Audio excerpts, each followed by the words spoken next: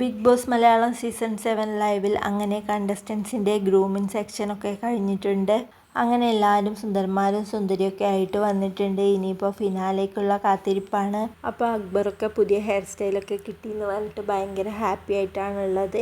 പിന്നെ ഷാനവാസ് പറയുന്നുണ്ട് എനിക്ക് എൻ്റെ മുടിയൊന്ന് കളർ ചെയ്യണം, മീശയൊന്ന് കളർ ചെയ്യണം എന്നൊക്കെ പറയുന്നുണ്ട്. അങ്ങനെ എല്ലാവരും മാനിക്യൂറും പെഡിക്യൂറൊക്കെ ചെയ്ത് നല്ല അടിപൊളിയായിട്ടാണുള്ളത്. കുറേ നാളുകളായി മുടി പോലും മുറിക്കാതെ നിൽക്കുന്നതുകൊണ്ട് എല്ലാവർക്കും ഈ ഗ്രൂമിങ് സെക്ഷൻ ഒരുപാട് ഇഷ്ടപ്പെട്ടിട്ടുണ്ട്. അപ്പോൾ ഗ്രൂമിങ് സെക്ഷനൊക്കെ കഴിഞ്ഞ് അനുമോളും ഷാനവാസും പുറത്തേക്ക് വന്നിട്ടുണ്ട്. എൻ്റെ ഷാനവാസ് അനുമോളോട് പറയുന്നുണ്ട്, അനീഷ് ഇതുവരെ വന്നില്ലല്ലോ, ഫേഷ്യൽ പോലും ചെയ്യില്ല എന്ന് പറഞ്ഞ് നിന്നവനായി ഇപ്പോൾ അവനെ കാണാനേ ഇല്ല എന്നൊക്കെ പറയുന്നുണ്ട്. അപ്പോൾ നെവിനും മുടിയൊക്കെ മുറിച്ച് ഫേഷ്യലൊക്കെ ചെയ്ത് നല്ല അടിപൊളിയായിട്ട് വന്ന് നിൽപ്പുണ്ട്. അപ്പോൾ അനുമോൾ ചോദിക്കുന്നുണ്ട്, ഈ ഫുഡ് നമ്മൾ ഇന്ന് കഴിച്ചാൽ തീരുമോ, നാളെയും കൂടി എടുക്കേണ്ടി വരുമോ എന്നൊക്കെ ചോദിക്കുന്നുണ്ട്.